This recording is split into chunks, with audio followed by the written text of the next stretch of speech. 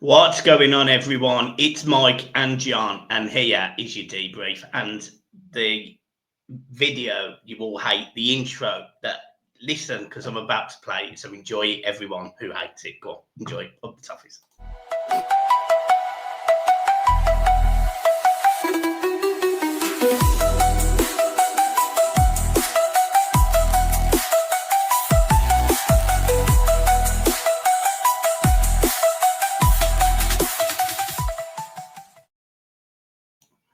Yes, people, what's going on? It's Mike, it's John, back again, following our adventures into the Talk Sport studio. Video will be out tomorrow night, and we're not going to tell you what's happened, but it was a really good day. John thoroughly enjoyed it. And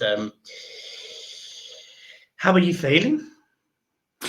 Yeah, I mean, we had the brilliant day that we had on Friday, and then, we're thinking about the match last night, and then that was a bit of a bump back down to earth, if I could say the least. Listen, I'm probably going to be quite negative on this video because we are unbeaten in 8, so I'm probably going to get shot down for my negative comments, but I thought it was an absolute piss-poor performance. It was back to the long balls, the high balls, Beto not winning nothing. I think he touched the ball 2-3 times at most. He missed a one-on-one. But then on the flip side, there was a lot of long balls from our centre-halves and our goalkeeper. If you were playing Abdul Decore, would you actually go short and play it through the middle? Because I wouldn't. I think he's awful.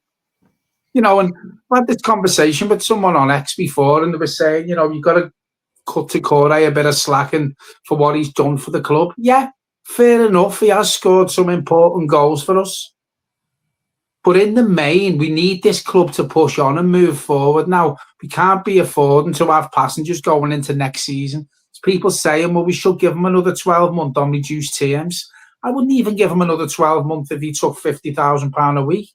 I just think if we want to move forward, Alcaraz should be starting, for example, over him every week now. So I can see why Pickford and the centre-halves will go along. So I wouldn't pass to that donkey neither. Yeah, it was. Don't get me wrong, he wasn't the only one. I'm not just digging Decore out here. There was poor performances practically all over the pitch, apart from probably Ghana Guy. Yeah, I mean, I don't disagree. I thought we sort of semi-disagreed earlier about Beto, but the more I think about it, the more I actually think I do agree with you that he was out isolated at times last night. We did play the ball long, which we know isn't his strength, but when he was controlling the ball, when it did go long and he was coming to the ball, it was poor. It was poor. Every time it bounced off him, it went back into our midfield. I thought that was poor. I thought his touch was poor. His one-on-one, why he can't shoot left rather than just going right concerns me. But look, that it is what it is. But I thought Beto weren't great. Decore, I think Decore is fine at carrying the ball, but he can't do anything else. Oh yeah, he can't pass. He can't really shoot. I mean, we've seen Decore score a hat trick 2 years ago, and that Decore is a million miles away from where he is today. I thought Alcaraz was much more promising. I like that he's quite fiery. I like that. I like a player that will give a bit. I thought the midfield was poor. I thought Ghana was the most hard-working block, but I even thought that he wasn't great last night, if I'm being honest. I didn't think there was a single fantastic performance last night. Nori was ripped us a new one down that right-hand side. Absolutely tore us one. Lindstrom was nowhere near the winger. On the other side, I think Harrison does a better job at tracking than Lindstrom does. But Mikalenko got caught last night.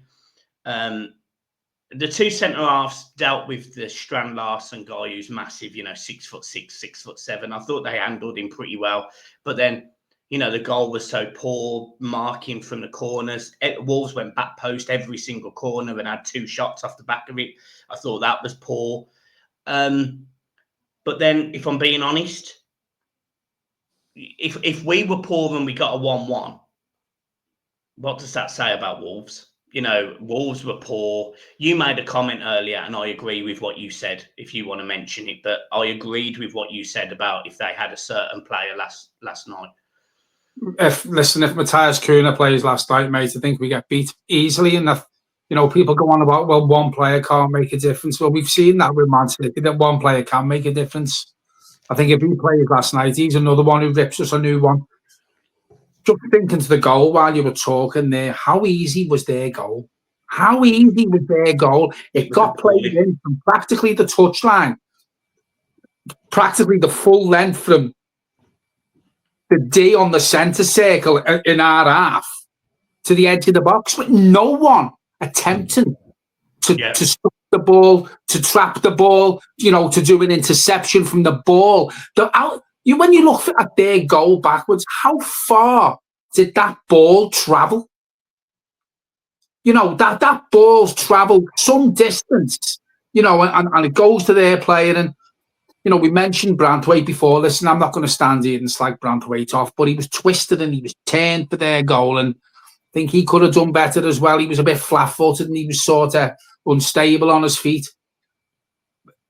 But if the ball doesn't travel that far for their goal, then Jarrad Branthwaite is not in that position. The gap between our midfield and our defence for their goal last night, mate, you could have turned the fucking Titanic, innit? So, obviously, as you know, I was actually in the Wolves end last night because I managed to get a couple of tickets and I went with a friend of mine. Funny story, obviously, you heard it on the match reaction, but I ended up sitting next to an Everton fan and 2 Everton fans were behind me as well. So I reckon there wasn't just 3,000 Everton fans there. I reckon there was probably another 3 or 4 in the Wolves stands. Loads of seats. You see James Tarkowski go absolutely ape at Jesper Lindstrom. He leaves his man. He allows that ball to be played. He doesn't trap back. And even, and I think the disappointing thing for me, and this is where, if I'm being honest, I've washed my hands with Lindstrom. I'm done. Tarkowski's screaming at him, absolutely screaming at him. And Lindstrom hasn't got the balls to turn around and face him. He walks away. No one who watched it on telly would have seen it because they would have been showing the Wolves celebrations.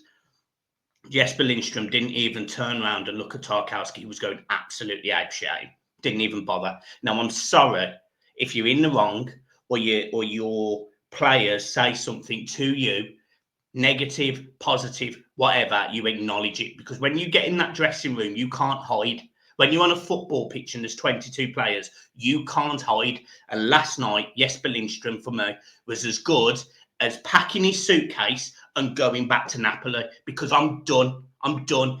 He's too lightweight. He was poor in the transition. He's been poor all season. And people, the guy that did the interview for Moyes at the end of the game, come out and goes, is it nice to see Lindstrom passing to Jack Harrison for Harrison's goal?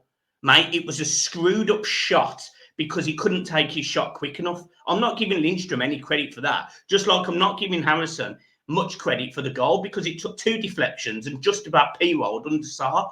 I'm sorry, he's not good enough. Simply, we ain't got players to replace him. You mentioned there that our team captain is absolutely ripping Lindstrom a new one. He's bawling, he's shouting, he's having a pop at him. And as you quite rightly say, Lindstrom didn't even acknowledge that. Now, whether it's acknowledged in the dressing room or not, and there's nowhere to hide, as you say, he should be acknowledging our team captain.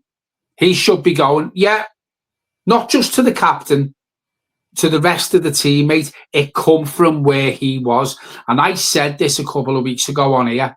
It's all right playing with the wing-backs or the sort of formation we're playing. When you've got Lindstrom on the right-hand side, mate, you've got to give Jack Harrison credit. At least he'll tackle back and he'll put a tackle in. And he'll try and win the ball. He'll try and get in front of his man to win it back. Lindstrom is not strong in the tackle. He's got no strength about him whatsoever.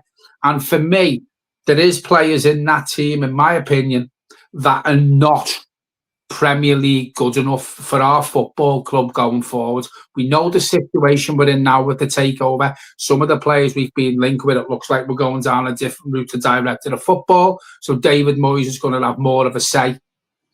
Jesper Lindstrom cannot be part of this Everton team next season going forward. He will not be good enough for the Premier League as long as I've got a hole in my arse. Yeah, we said it. I can't remember what game it was. Sorry to put in one more thing. Jesper Lindstrom for 95% of the game is a passenger. He's a passenger. Can't afford passengers in the Premier League, mate. Got too many of them. We said it in a game not so long ago. It was I think I was sitting in your seat, and it was the two gents who sit behind us. Yeah. And Lindstrom did something then, didn't track his man, didn't do something. And Ashley Young, I think it was, and Tarkowski, when he got subbed, basically said, "Thank fuck for that." and I mean, it's clear as day. I mean, it's just, look, this isn't just ripping Lindstrom a new one, but I'm sorry, the goal was his fault, in my opinion. And a little bit of Branthwaite, he doesn't sort his feet out. Branthwaite's meant to be an £80 million defender. You can't be doing that. But I'll have one mistake from Branthwaite over weekend after weekend of watching Lindstrom do nothing. No problem. So yeah, I was all right with that. We got a point. We got a point, and I'll sit there. Moyes summed it up fine as well at the end of the game and just said we didn't play great. Now, if that's the performance you put in after coming back from warm weather training, a few days off, bit of a chill. I thought the tempo was slightly better, but what they did with the ball, I thought was awful. There was only one moment, in my opinion, of real quality, and that was where we absorbed Wolves. We had loads of pressure on us, and Alcaraz carries the ball 40 yards and gets it to Beto, and Beto misses a one-on-one. That was the only bit of quality I thought from Everton last night. I thought, will that come from a substitute when you think about it? Well, the facts are, Alcaraz is quick, he's direct. For me, I was sitting next to the lad last night, an Everton fan, we're there talking under our breaths like this. And I said, I'm still on the fence about him. I'm still on the fence. But I watched enough of him last night to think he's a player that will get the ball forward. He's a player that won't turn back. He's a player that will create things. I just think Everton lack that so much right now. We haven't got McNeil, we haven't got Enjoy. We're losing so many players that carry that ball forward. And last night was just abundantly obvious because Wolves should have won that game, in my opinion. Well, we're not blessed with ball carriers, and we've said it on here before, Ilman and I come to the club. How many times have we screamed and shouted on this channel that we need a ball carrier midfielder? We've got one in Alcaraz now. Yes, we haven't seen much of him.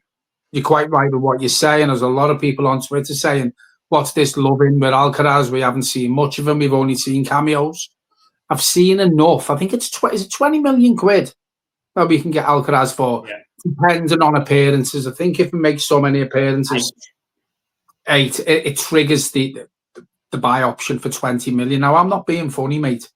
For 20 million pounds, it's probably, apart from Ndai, probably the best ball carrier we've got at the club for 20 million quid. Now, you give me Alcaraz for 20 million pounds over a Decore or a Lindstrom, getting contracts. We've got to move forward. Enough of this sentiment. And again, this isn't a pop at the lads who I was having some dialogue with on X before, because he finished it, the conversation with big fan of the channel. So I'm not popping him out. It's just my opinion where I say, you've got people saying, give him a contract on lesser terms. He deserves it. He's got us out the shit a couple of times. Well, no. In my opinion, no. I've said on here time and time again, this club needs to stop the sentiment. It needs to stop the sentiment. I don't want Decore getting another contract on reduced terms because he scored a couple of important goals for us. Sorry, we move on. That's not a pop at you, mate. It's just my opinion, but we've said it on here a few times anyway, we've got to start moving these players on now. These players who are out of contract, there's probably gone a guy who I would actually stand here and say deserves another 12 months. But apart from that, mate, sentiment needs to go out the window now. Yeah, and look, I think Everton have been clever with Alcaraz, because I think Everton have got absolutely no intent on paying £20 million for him, and I don't think they need to. I think in the position that his parent club are in, I think they might take less. So I don't think he's going to start 8 games. You know, the clamour that people keep on saying, it happened last night. You know, the clamour, oh, we should start Alcaraz over Decore. It doesn't make commercial sense to do that, to be honest. And Alcaraz would have known that when he signed this deal, and he knew that he'd have to start 8 games. He's only ever going to start when Decore isn't fit. That's what's going to happen. So it's either Decore gets red cards, or he's not fit, or he's injured. Alcaraz will start. But if he isn't, he ain't going to start, because Everton don't just want to go and pay 20 million quid if they don't have to. If they can go back, renegotiate that deal, say, right, look, he started 5 or 6 times. He's all right. We don't have to come out and go, oh, he's brilliant. He's been our best ball carrier for the last 6 months. We don't need to say that. What we need to say is, 15 million. Yeah, downplay it. Just say, look, he's been all right. We'll sign him if we've got other options, but we would consider signing him if this is the fee. And say it's 12 to 15 million, saves you money. Everton need to think strategically. I think the Friedkin group will think like that. I think David Moyes naturally thinks like that, because there's a reason why the guy ain't starting over the core rate. That must be the reason. But yeah, last night for me, awful from both teams. I thought Wolves were better at carrying the ball in transition. I thought they caused us a few more problems. I thought Everton defensively were okay, not great. I thought we were okay, but Wolves can't defend for Toffee. They can't defend for Toffee, which is why it disappointed me last night that we couldn't find the ball to Beto. We couldn't find the right pass. We couldn't find a through ball for him to run onto. He looked slow last night. He looked lethargic. You've got Chimiti on the bench, who me and you were saying, 10, 15, 20 minutes, get him some game time, get him on that pitch. I think we missed a bit of a trick last night with him, if I'm being honest. And I get Moyes went for the game, but I actually think Chimiti would have offered something different to Beto. And I think I would have took that last night for 20 minutes at the end of the game as well. Just going back to what you said earlier about the warm weather training, and you expected a bit more energy and stuff like that. I expected a bit more energy in the first half. I thought we started slow, and they have been away for a week, warm weather. Normally, when you get teams who have done that, they come back flying, and they're up for the game, and they're putting tackles in, and they're running the channels, and there's a lot of movement, more energy. And I think last night, apart from the odd time where, as you quite rightly pointed out, we sort of sat back, we got the ball and we tried to hit them on the break. For me, the energy that was there last night just looked like the energy from the last game, because we spoke on here quite rightly where we said they looked tired, Beto looked dead on his feet. I didn't see much improvement in the energy levels last night. I don't get that warm weather camp, and we said that on here. I think it was the video when they just gone away. Teams normally do that if they're chasing something to win something, or if they're in a relegation dogfight. I think we can say Everton is safe. Just didn't get that warm weather training camp, because looking at yesterday's performance, I don't think it had any benefit whatsoever. No, and yeah, I don't disagree with that. Everton currently 15th. West Ham have got a game in hand. If they win, they'll go on 36 points. Currently, Tottenham and Man United are above us by a point, fundamentally. But yeah, I mean, the thing for me, every position now in the Premier League is important, and we've dropped, in my opinion, 6 points in the last 3 games. I think we had enough chances to beat Brentford. We should have beat Man United. And simply because of Beto's one-on-one, I think we maybe should have won last night. But albeit, I actually think a point is fair. So maybe we've dropped 4 points rather than 6 points. But we need to improve against West Ham. We need to improve. I think last night was the sort of game where we should have got 3 points. As you say, every position in the league now just add more money into the coffers. We've got West Ham coming up at home next week. But then, as you've quite rightly mentioned on here a couple of times, the run after that is horrendous. So, you know, listen, a point away in the Premier League, 8 unbeaten. We're not sitting here, standing here, you know, saying, oh, it was shit. And we are saying it was shit. But a point away in the Premier League isn't bad against a team who are in a relegation dogfight. Probably, the way results went, probably safe. We've got West Ham, which I think we should be going into that game at Goodison quite confident. I think they've got Newcastle tomorrow night. That'll be an interesting game. But as you've pointed out on here many times, the run after West Ham makes you think, if only we would have got something from Brentford, as you point out, and Wolves like we should have done with the one-on-one. Come back to bite us on the arse with the run of fixtures we've got coming up after Saturday. Yeah, I also... And you might not agree with this, John, to be fair. And look, I haven't checked the stats on this, people. So, look, if I'm wrong, I'm wrong. And I'm not overly fussed because we're scoring more goals. Okay? So, I'm not too fussed. But I do feel like defensively, we're not as good as we was under Dyche. But attacking-wise, we're much better than we was under Dyche. Do you get what I mean? I feel like we can leak a goal.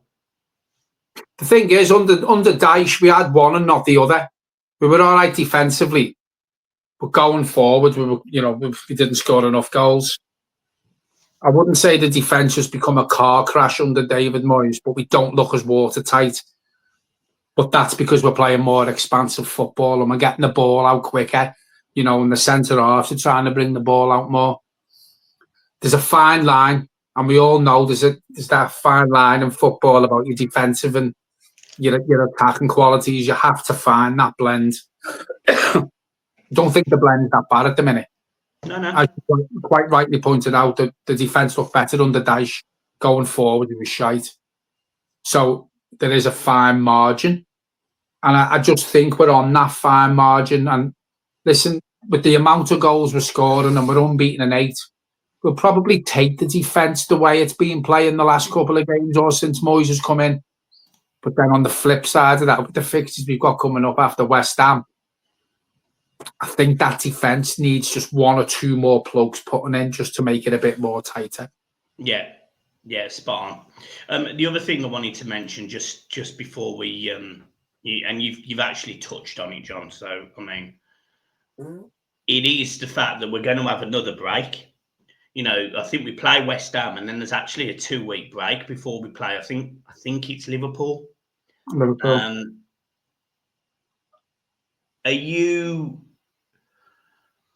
What do you want to see in that break?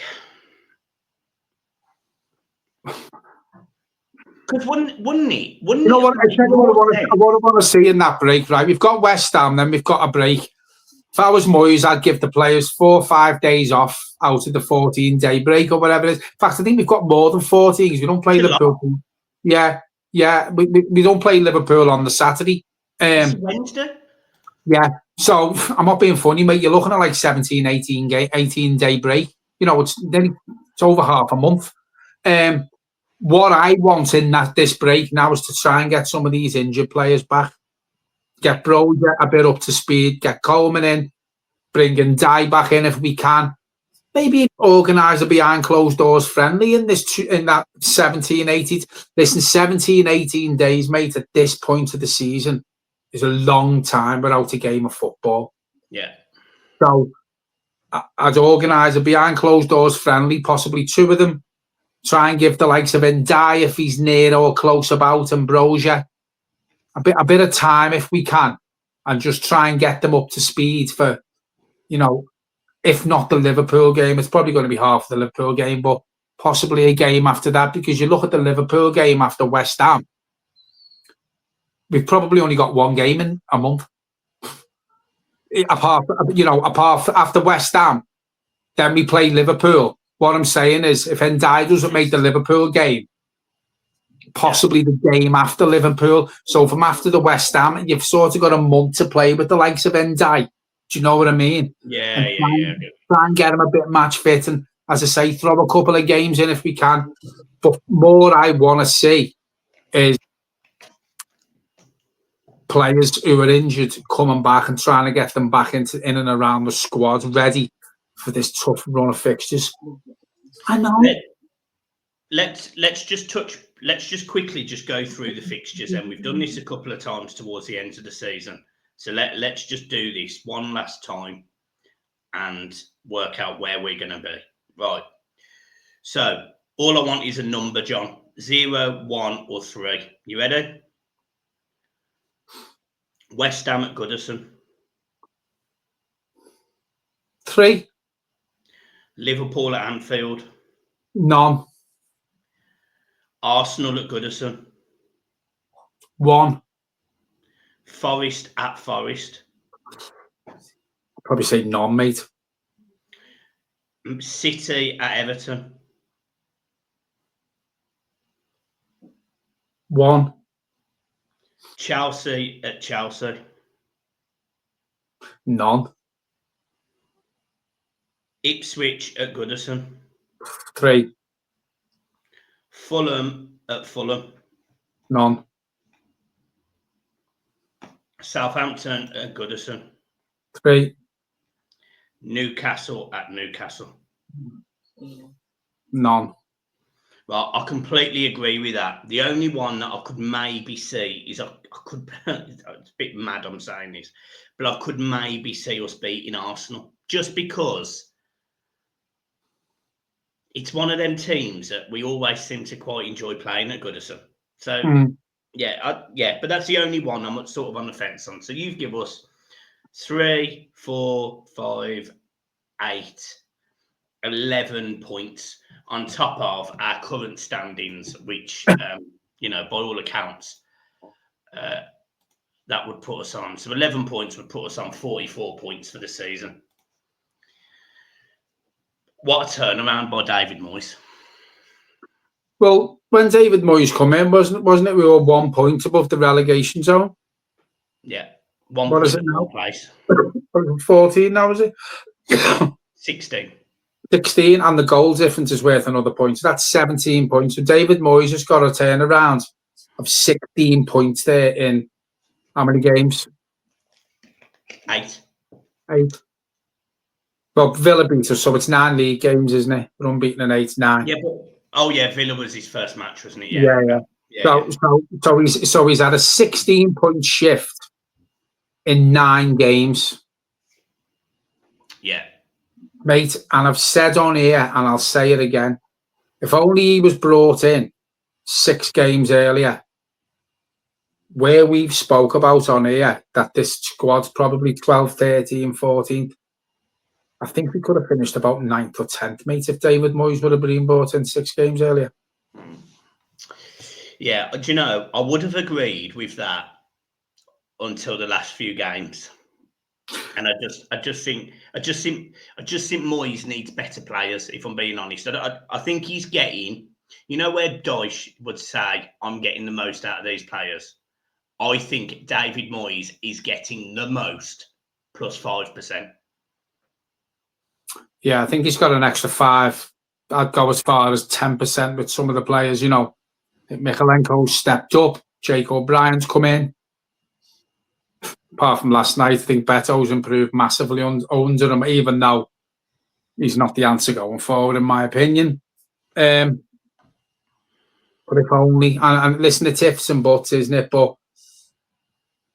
you sent me a message today, and you said basically what we watched last night. I think we've come to the point now where we're safe. We're not going to get Europe. David Moyes is probably getting the most out of this squad of players now. As you quite rightly pointed out, you think he's got an extra 5%. I'd say 5 to 10% with the dramatic turnaround and the shift of 16 points. Yeah. But now I do think he can't implement anything more with this squad of players. Now he's at the max with them. He's got extra from what Dyche was getting, but I think Moyes has maxed it now. I think he's maxed it now. So if the season ended tomorrow, I wouldn't be too fussed. Yeah, agreed. I absolutely agree with that. I don't think he can squeeze any more out of certain players. I think there is certain players that just either don't have it, Don't have or any more. he's getting it out of them. I.e., you know, Mikolenko, Branthwaite, apart from the last couple of games, but I thought he was good last night. Tarkowski dipped. I thought he was all right last night. Tarkowski, to be fair. Jake O'Brien. I mean, he had a tough game last night. He had a tough game with two players who can rip you apart. I mean, that Bellegarde or whatever his name is, and El Nouri. I mean, I'd take him. I'd take him at Everton. I thought his ability on the ball is fantastic. He just would need an end product at the end of it. He seems to have been around for years, him, doesn't he? That ain't naughty. Absolutely years. You know what I think it could be with Jake O'Brien as well? Listen, he sound like John Dyche here. He didn't have Premier League fitness, right? So, you know, he's come from sitting on the bench and training to playing, 7, 8 consecutive league games. You know, maybe he's feeling a bit leggy. And I know people might say, well, how can you say that? Because he didn't play the first half of the season. But it's tough when you're just training for 4 or 5 days a week for 2 hours a day to playing 6, 7, 8 Premier League games for 90 minutes week in, week out. So he could be feeling a bit leggy. He could be. I just didn't see the point in that warm weather training trip. Now, when what we seen last night, the players still looked leggy to me. He would have been better giving them 5, 6 days off. And I think that's what he should do with this next international break as well. Let the players come back fresh. Yeah, fair enough. There was some news before we come on air, John. You sent it me from Paddy Boyland. Everton have confirmed that they're going to America for a pre-season tournament against Premier League teams. Now, I'm going to be a complete hypocrite here, because last season I said I think these things are stupid. I think, why would you want to play Premier League teams in pre-season? And now I'm looking at it going, well, if you play Premier League teams in pre-season, you're getting back to the level quicker than playing Sligo Rovers and Preston. No disrespect to Preston, by the way, or Sligo Rovers, but you get back to the Premier League level because you're playing Premier League sides. I don't mind the tour of America. I think it makes sense from a commercial perspective. So again, no issues at all. So I'm a complete hypocrite with what I said last season, because I actually think it's good. Do you know, like last season, the last couple of pre-seasons, we've known what the transfer market was going to be like. And, you know, we weren't excited because there wasn't that many big name players coming in, stuff like that. Because of the summer Everton have now got behind them and the transformation that this squad needs. And listen, I'm not saying we're going to bring 14, 15, 16 players in, because we're not, because it doesn't happen in one window. But it'll be good. For me, that's a good warm weather training pre-season camp. That's it. Because, you know, you're playing against Premier League opposition, as you say. I think Man United are part of it. Is it Bournemouth? Is it West Ham? And yeah. So, you know, for the pre-season, I'm all behind doing it in warm weather. I mean, I think our pre-season trip last year was Ireland because Mashiri wouldn't fund it. Now we're going to America, playing in a big cup, which is probably going to be televised against Premier League opposition. Be a chance for a lot of the new players to get involved in and around the squad and play against Premier League players. Yeah. You know, don't get me wrong, we might sign players from the Premier League, but if we don't and we sign players from abroad, it'll be good for them to get into this competition with Everton and play against the standard that they're going to be playing against week in, week out. Spot on. Right. I've got nothing else to add, John, have you? No, not a thing. No. There'll be a couple of videos this week. There's one tomorrow. Leave it with me because I'm currently editing that bad boy. There'll be the match preview. There might be a video in the middle if there's any news, match reaction, match debrief.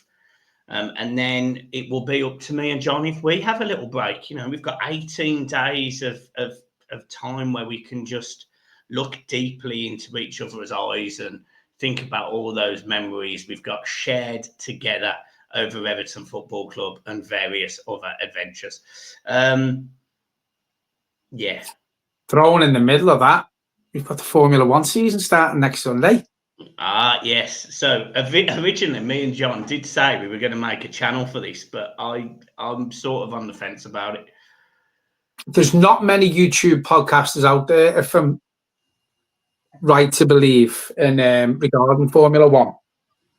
A few people, I mean, don't get me wrong, it'd take a lot of digging and learning everything, because I still don't get the rules for Formula One now, because they're changing all the time, and 2026 is another massive year for Formula One. There's going to be so many changes. So if people are interested in that, we're not going to do it as one or two say, but if there's a couple of people, well, quite a few people who would like to see us talk about F1 on a separate video, just let us know in the comments and we will try and put something together. And equally, we want ideas. We want ideas. Me and John, we're a book. We want to expand this channel. We want it to do more. We want to do more. So we want your advice on what you want to see. Now, look, I think doing some Ellis Patton type away day stuff would be great. Me and John going to different parts of the country on, you know, away days would be fantastic. It would be fun. I think me and John would have a laugh. I think you'll enjoy the vlog that we've put together for tomorrow, so you can see the sort of humour me and John have when we go to these things. And ultimately, I could see that me and John would be hosting the Oscars in 3 years' time because everyone would love it, or we'd have a series on Netflix. But it's whether you guys want to see it. So put your ideas in the comments and me and John can have them. It can be anything. You know, if you want to see me and John go into haunted buildings and doing these ghost nights, we'll do whatever you guys ask us to, because that is the type of people we are. Just one thing, we have spoke about a phone-in. So if there's anyone who watches it, Michael will be the brains behind it. I really don't know how it'd work. But if anyone would be interested in a phone-in, you know, one night a week, you know, let us know in the comments if you'd be willing to come on. You don't have to show your face. It might be a video call or it could be just a voice call. It'd be this. It'd be this, and you'd be at the bottom of this. There'd be a third person at the bottom. Yeah, so obviously we could send you the link and you could join in, stuff like that. You don't have to show your face if you're not comfortable with being on the camera. I remember we had Michael Ball on; he didn't show his face, so you don't have to show your face. But if that's something that you'd be interested in, just let us know. Yeah, and the way that I think it should actually work is, instead of sending the link for this, I think we should send John's phone number out to everyone. No, I think I had a missed call last night off a private number. So if it's anyone who watches the channel, if you're going to start it again, I will go through with what I promised last time it was happening. Believe me, I will. So if it's someone who watches the channel, don't start being a fucking stupid bugger again, because it's not funny, it's not big, and you've got school tomorrow. So don't try tonight. You should be getting your own work done and your bath ready for the school bus in the morning. Stop fucking calling me at all hours. There you go. Well, guys, right, we'll see you soon. Make sure you hit the like and subscribe button. That has been your debrief. And now we're going to end with an outro, which is just going to wind you up equally. Are you ready, everyone? Are you ready?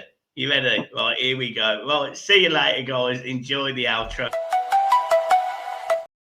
I'm joking. I was winding you up. I know you hate it, so I love to do it. Right, anyway, have a fantastic evening. Like John said, go get yourselves a bath, hot chocolate, marshmallows, candles, fluffy dressing gown and some slippers, and we'll see you soon. John, up the toffees, you beautiful bastard. Brilliant.